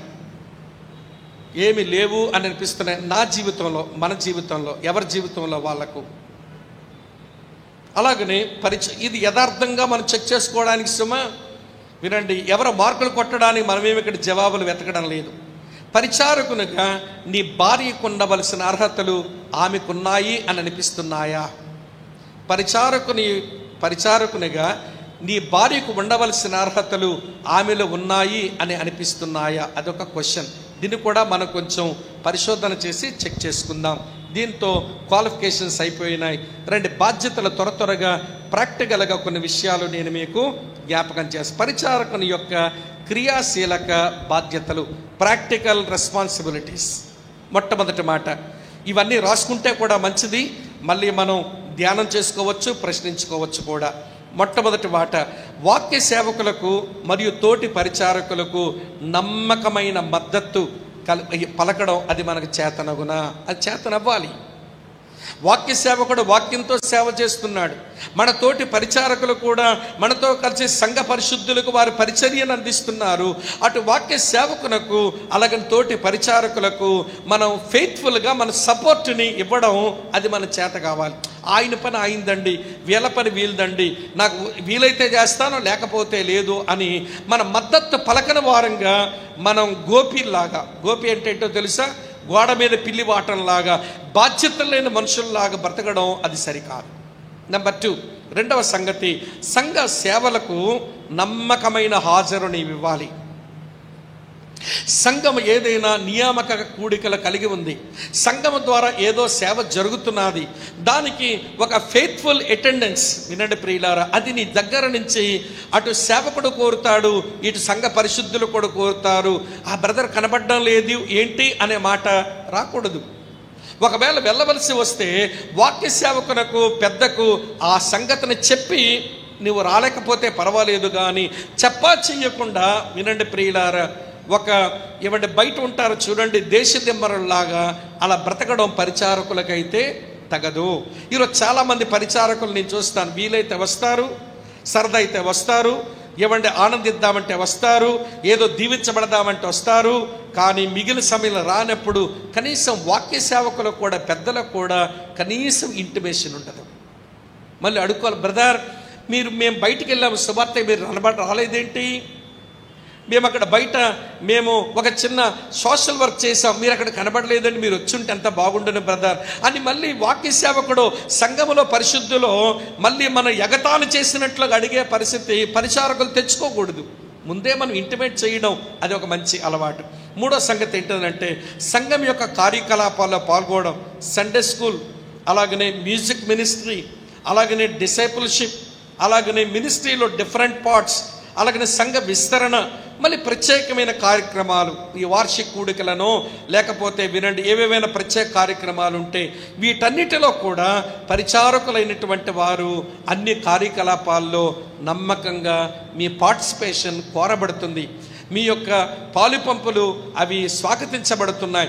మీరు కనబడకపోతే మీరు చేయవలసిన పని ఏదో అది స్తంభించిపోతుంది, దానివల్ల ఎవరికో నష్టం కలుగుతుంది అన్న స్పృహతో మన ప్రతి దానికి కనబడడానికి ప్రయత్నం చేయాలి. మీరు ఇక్కడ ఉన్నారా నాతో?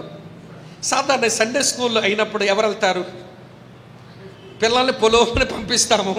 అంతేగాని మా పిల్లలకి ఏమి నేర్చుకుంటున్నారు, ఇక్కడ సండే స్కూల్ ఎలా ఉంటున్నారని అట్లీస్ట్ అప్పుడప్పుడైనా పరిచారకులంగా మన పిల్లల కొరకైనా వెళ్ళాలి, ఇతరుల కుటుంబాల్లోని పిల్లల కొరకైనా వెళ్ళి ఒకసారి సూపర్వైజేషన్ చేసి ఆ పిల్లలకి ఏదో చాక్లెట్లు అందించడం, ఆ పిల్లలకు అంకుల్ వస్తున్నాడు, ఆ పిల్లలకు ఆంటీ వస్తున్నారు అని ప్రియుల ఒక స్పృహ వాళ్ళ కను సన్నలలో, లేకపోతే వాళ్ళ యొక్క వినండి వాళ్ళ నేపథ్యంలో వాళ్ళ నియంత్రణలో మన పిల్లలు ఎదుగుతూ ఉండడం, అది ఒక ఆశీర్వాదకరమైన జీవితం అనుకోవాలి. కనబడాలి.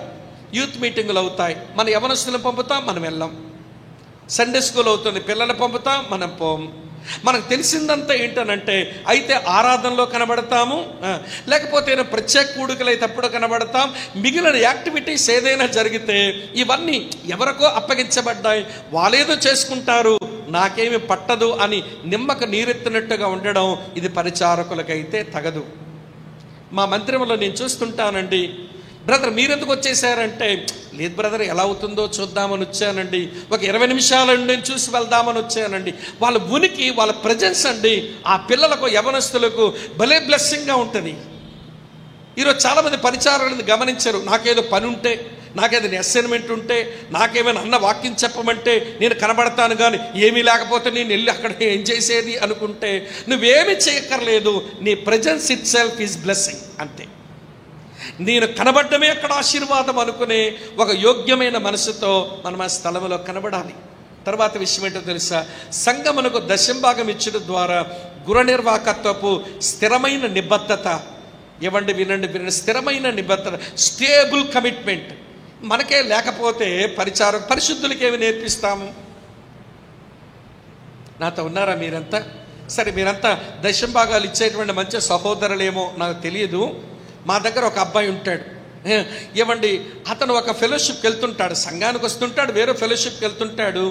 వాళ్ళు ఫోన్ చేసి అడుగుతారు, బ్రదర్ ఈయన మీకు దశంభాగం ఇస్తుంటాడా మందిరంలోని? ఎందుకు అలా అడుగుతున్నారంటే, ఇక్కడ మినిస్ట్రీకి ఎప్పుడు దమ్మిడి ఇవ్వడండి, ఏమి ఇవ్వమంటే మా చర్చిలో దశంభాగం ఇచ్చుకోవాలని చెప్తుంటాడు. ఇస్తుంటాడా అని అడిగాడు నన్ను. నాకు అర్భకాలి, నేను ఇవ్వడం లేదని చెప్పాను. ఎక్కడా ఇవ్వడు, అక్కడ ఇవ్వడు. ఇక్కడ ఎవరో సంఘంలో తోటి పరిచారకులు అడిగితే అంటాడట, మాకు ఆ స్టూడెంట్స్ మధ్య మినిస్ట్రీ భారం ఉందండి, మా డబ్బంతా అక్కడికి ఇవ్వడానికి మేము ప్రేరేపించబడుతున్నామని అంటాడు. మా వాళ్ళు అడిగితే వాళ్ళు ఫోన్ చేసే ట్రెజర్ అంటాడు, మందిరంలో ఏమైనా దశంభాగం ఇస్తుంటాడా బ్రదర్ ఈయన? ఏంటి అసలు మా దగ్గరే మీ దగ్గరే మొత్తం అంత ఇచ్చేస్తున్నాడని చెప్తుంటాడు ఈయనని. కొంచెం చదువు మీద అవతల ట్రెజర్ నా ఫోన్ చేసి అడిగితే అక్కడ ఇవ్వడు, ఇక్కడ ఇవ్వడు. మళ్ళీ నిలబడి దేవుని చెప్పమంటే మాత్రం దేవుని సేవ మీద ఎంతో భారం ఉన్నట్టుగా మాట్లాడేస్తాడు. ఇలాంటి వాళ్ళు వేషధారులండి. సంఘంలో ఉన్న పరిశుద్ధులందరూ అంత బాగా గమనిస్తూ ఉంటారు. కనుక పరిచారకులంగా మన రెస్పాన్సిబిలిటీస్ని కొంచెం మనం గుర్తెరుగుదాం. నోట్ చేశారు అనుకుంటున్నాను నేను. తర్వాత 6వ సంగతి నేను జ్ఞాపకం చేస్తాను స్నేహితులారా. 6 నుంచి మరికొన్ని సంగతులు నేను జ్ఞాపకం చేస్తాను. 6 నుంచి కొత్త సభ్యుల సమీకరణకు సహాయం.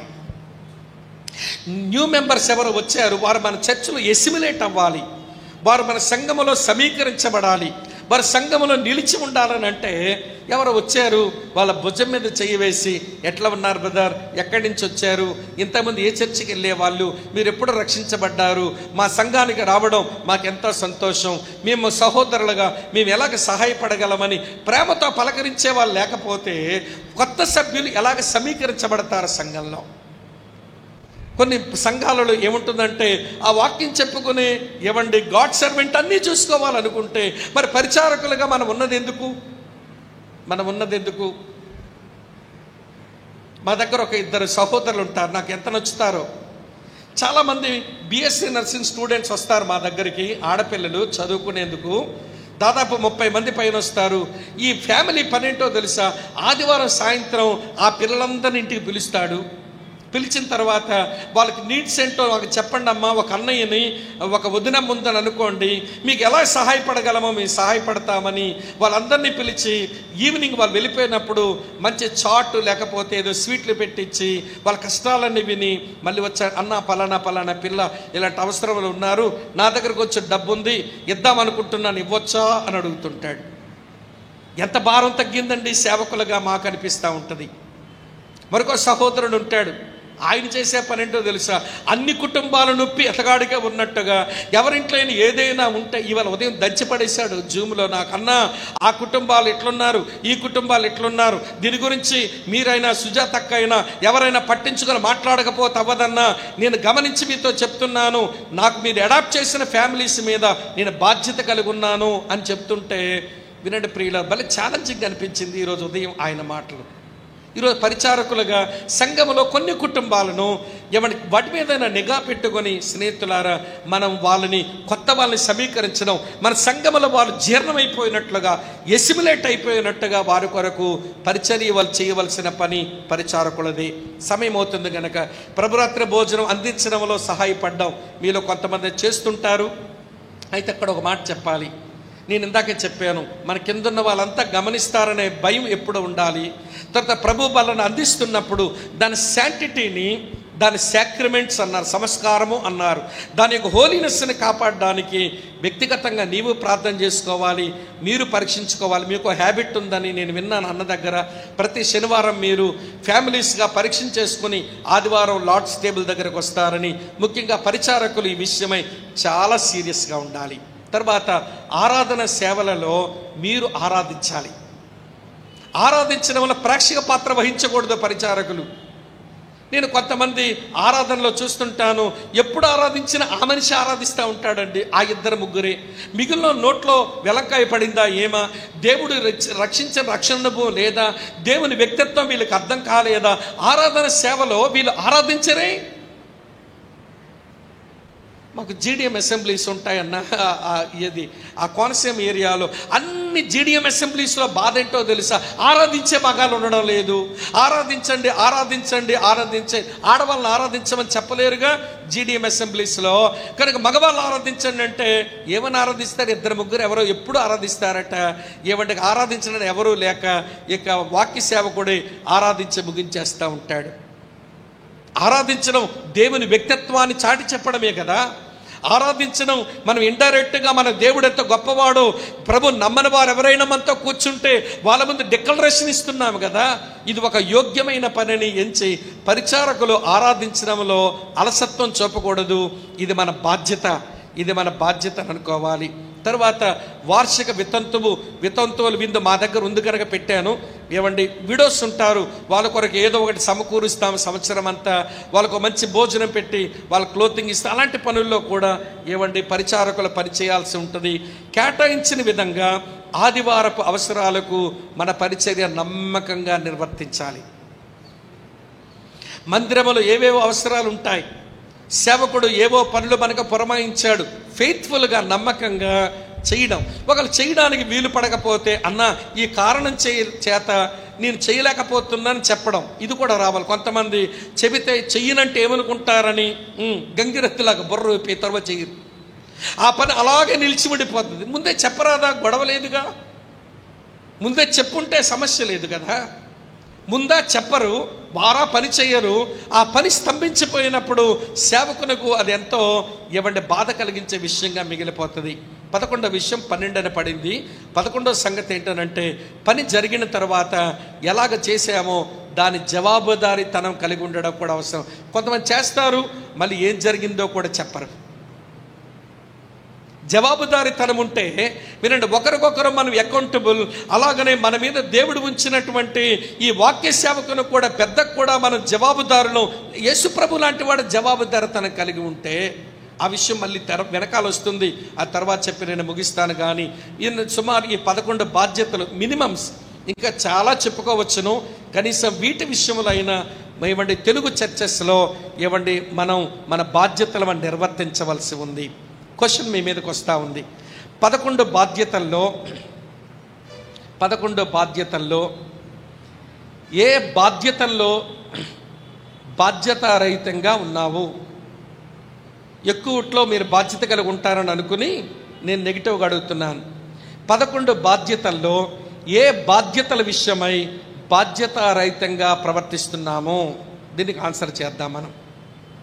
రైట్, దాంతో లాస్ట్ పాయింట్ ఉందో చెప్పి నేను ముగించేస్తాను. జీవముతో బ్రతుకుతున్న పరిచారకుడు, లైవ్లీ డీకన్, లైవ్లీ సర్వెంట్, ఎలా ఉంటాడనంటే ఈ 7 లక్షణాలు మీరు వరుసగా రాసుకునండి. ఇవన్నీ మన ప్రభు అయిన యేసుక్రీస్తులో కనబడ్డాయి. ఇవన్నీ మన ప్రభు అయిన యేసుక్రీస్తులో భలే స్పష్టంగా కనబడ్డాయి. మొదటి ఆయన కూడా పరిచారకుడుగా ఉండి ఆ లక్షణాలు కలిగిన వాడుగా జీవించి మరి పరిచారకుడుగా జీవించడం ఏంటో ఆయన చూపించాడు. మొదటిది రిక్తత. రిక్తత అంటే అర్థం ఎంప్టీడ్ హిమ్సెల్ఫ్ అన్నారు ఇంగ్లీష్లో, గ్రీకు భాషలో కెనోసిస్ అన్నారు. దీని అర్థం ఏంటో తెలుసా? స్వచ్ఛందంగా ఇష్టపూర్వకంగా మరో వ్యక్తికి పరిచారకుడుగా మారిపోవడమే. ఎవరో చెబితే కాదు, ఎవరో బలవంత పెడితే కాదు, స్వచ్ఛందంగా ఇష్టపూర్వకంగా మరో వ్యక్తికి పరిచారకుడుగా మారిపోవడమే. యేసుప్రభు అలాగే మారిపోయాడు. శిష్యుల పాదాల మొట్టకు వంగాడు. వాళ్ళ భోజన పంక్తిని కూర్చుంటే భోజనాలు వడ్డం చేస్తున్నాడు. ఇష్టపూర్వకంగా స్వచ్ఛందంగా, ఎవరి బలవంతమో ఆయన మీద లేదు. నెంబర్ 2, రెండో సంగతి దీన మనస్సు. దీన మనస్సు మనకు బాగా తెలుసు. వినండి, అహంకారులను దేవుడు ఎదిరిస్తాడు, దీనులకు ఆయన కృప చూపుతాడు. మనం ఏమి కలిగి ఉన్నా దీన మనస్సుతో అహంకారము గర్వము కనబడనీయకుండా పనిచేద్దాం. నాకు ఒక దేశంలో ఒక ఆయన చూస్తే భలే విడ్డూరం అనిపించింది.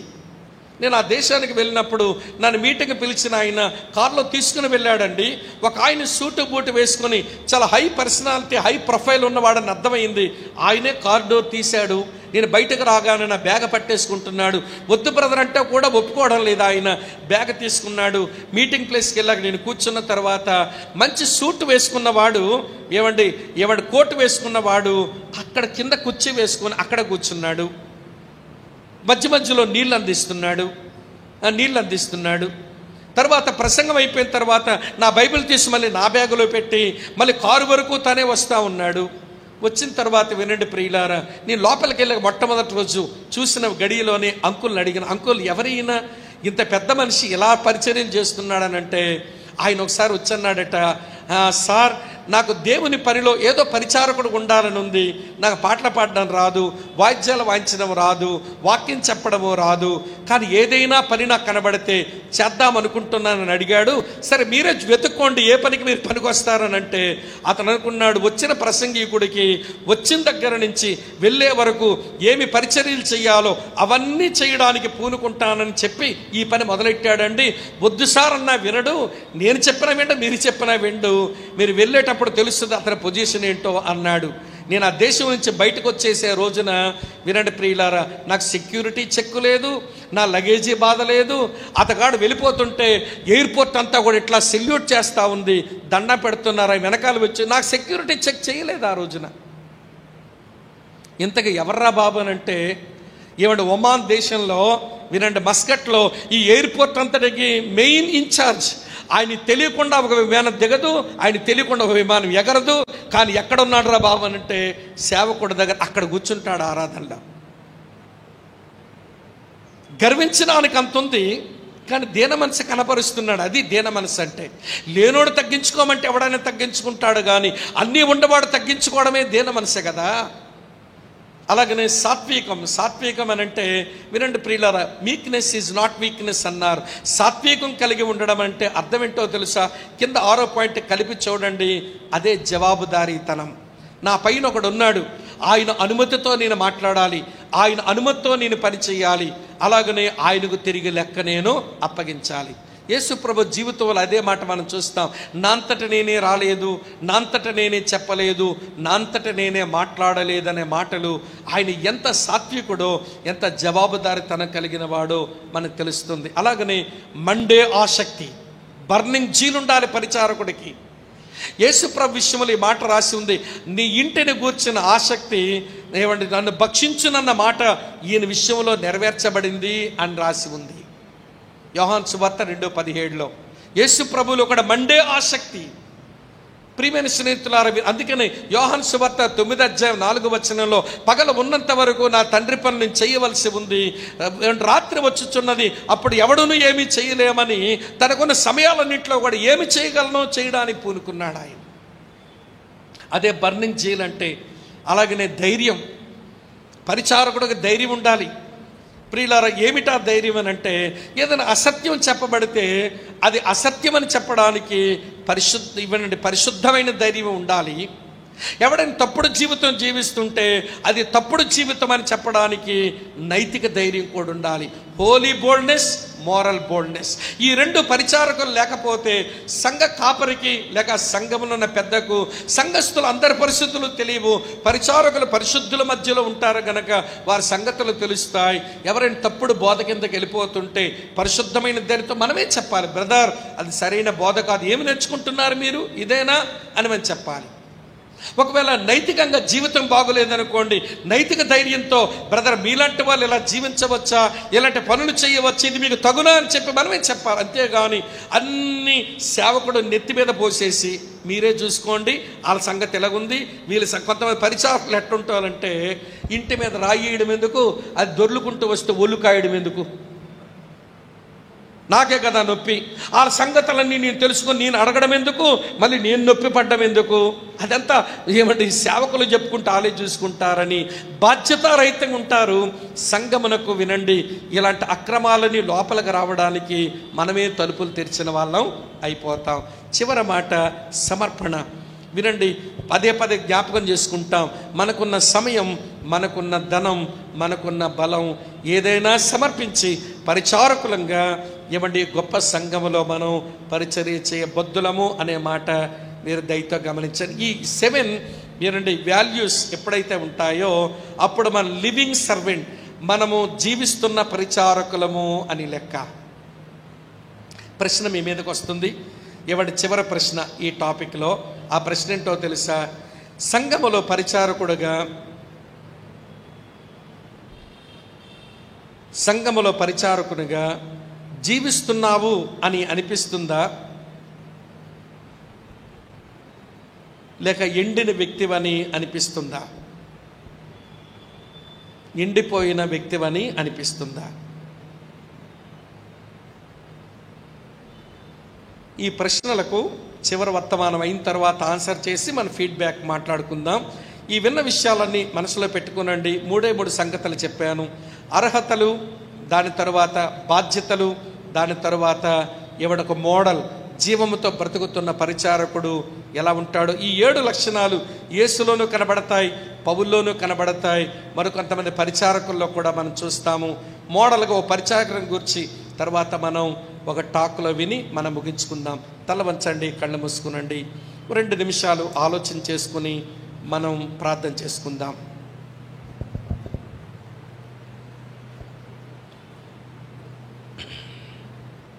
ప్రభునందు మనం ఏ ఉన్నతమైన వ్యవస్థలోనికి వచ్చామో దాన్ని మనం అర్థం చేసుకోవాలి. ప్రభు ఈ లోకానికి తను కనపరుచుకుని ఆ శరీరానికి సిలువ వేశారు. కానీ ఈ శరీరం ఇంకా బాగానే ఉంది. ఈ శరీరం అనబడని సంఘములో మీరు నేను ఉన్నాం. మన ద్వారా ప్రభు లోకానికి కనబడవలసి ఉంది. మందిరముగా కట్టబడుతున్నాం. చేయవలసిన అర్పణలు, యాచనలు, యాజకత్వం చెయ్యాలి. అలాగనే వధువుగా మనం చేయబడ్డాం. ఆయన పక్కన ఒకరోజు కూర్చోవడానికి సంసిద్ధులమవుతున్నాం. అలాంటి సంఘములో మనము పరిచారకులము అనుకుని ఇక్కడ కూర్చున్నాం. మొట్టమొదట ఆయన సంఘములో మనం ఎవరమో మనకు తెలియాలి. సంఘం ఏ పని మీద ఉండాలో ఆ పనిలో మనం ఉండాలి. సంఘం ఏది కలిగి ఉండాలో సంఘములో ఉన్న పరిచారకులంగా మనము అది కలిగి ఉండాలి. సంఘములో ఉన్న పరిచారకులంగా మన ఆధ్యాత్మిక అర్హతలు, మన నైతిక అర్హతలు, అలాగనే మన జీవిత భాగస్వామి అర్హతలు, ఈ 3ంటిని ఆలోచించాల్సిన అవసరత ఈ సమయంలో మనకుంది. అలాగనే మన బాధ్యతలు ఎన్నో ఉన్నాయి. ఇటు సంఘములో జరుగుతున్న పరిచర్య కార్యకలాపాల్లో, అలాగనే మన కుటుంబంలో మనకున్న బాధ్యతలు మనం నమ్మకంగా నిర్వర్తించాలి. జీవం ఉన్నటువంటి పరిచారకులంగా ఈ 7 లక్షణాల చేత మనం వర్ధిల్లాలి. ఆనాడు మన పరిచర్య ఫలము నిలుస్తుంది. ఒక రోజున దేవుని ఎదుట ధైర్యంగా నిలబడతాం. అదే మన బహుమానం. పౌలు 1 తిమోతి 3వ అధ్యాయం పరిచారకుల గురించి వ్రాసి, పరిచారకుని యొక్క భార్య ఆమెను గురించి కూడా రాసిన తర్వాత మీకు దొరికే బహుమానం ఏంటో తెలుసా? ఒక రోజున దేవుని సముఖమందు మీరు ధైర్యంగా నిలబడేవారు అవుతారు. ఆ గొప్ప భాగ్యం మనం సంపాదించుకుందామా? మనుషుల ముందే నిలబడలేకపోతున్నాం. మన అంతరంగం వీళ్ళకి తెలియదు, బాహ్యమే వీళ్ళు చూస్తున్నారు. ఇలాంటి మనుషుల ముందే నిలబడడానికి మనకు ప్రియుల తాహతు చాలడం లేదు. మరి మన అంతరంగాన్ని, మన బాహ్యాన్ని, మన భక్తిని, మన యొక్క సేవను అన్నీ చూడగలిగినటువంటి ఆ ప్రభు ముందు నిలబడడానికి మనం సరిపోతామా? ఎన్నో ప్రశ్నలు మన మీదకు వచ్చాయి. వాటికి మనం జవాబులు చెప్పి తీరాల్సిందే ఈ రోజున. కనుక ప్రభువా, లోకములో పడి చెడి నాశనానికి వెళ్ళవలసిన నన్ను నీ సంఘములోకి నువ్వు నన్ను తెచ్చావు. నన్ను సంఘము అనబడని దేహములో ఒక అంగముగా చేశావు. ఈ మందిరములో ఒక సజీవ రాయిగా నన్ను ఉంచావు. వధువులో నన్ను ఒక భాగంగా చేశావు. మీకు స్తోత్రాలు నాయనా. నా వంతు పని పరిచారకునిగా నేను నమ్మకంగా నిర్వర్తిస్తాను, నీ కృప నాకు ఇవ్వండి అని పరిచారకులు మన అర్థమైతే ఆయన కృపను కోరుదాం. లోపాలు మన దగ్గర కనబడితే కనబడనివ్వండి, తప్పు లేదు. కానీ ప్రభువుని కృపను కోరకుండా మనం వెళ్ళిపోవద్దు. ప్రియమైన తండ్రి, మా ముందుకు వచ్చిన ఈ వాక్య తలంపులన్నీ మేము ఆలోచిస్తూ, మా అర్హతలను చూసుకుంటూ, మా బాధ్యతలు నిర్వర్తిస్తూ, మేము ఒక జీవం కలిగిన ఒక లివింగ్ సర్వెంట్గా మేము జీవిస్తున్న ఒక పరిచారకులంగా జీవించి మా జీవిత ప్రభావాన్ని మా సంఘములో అనేకుల మీద చూపించి మా జన్మ సార్థకం చేసుకునే కృప అనుగ్రహించమని ప్రభు నామంలో ప్రార్థిస్తున్నాము తండ్రి. ఆమేన్.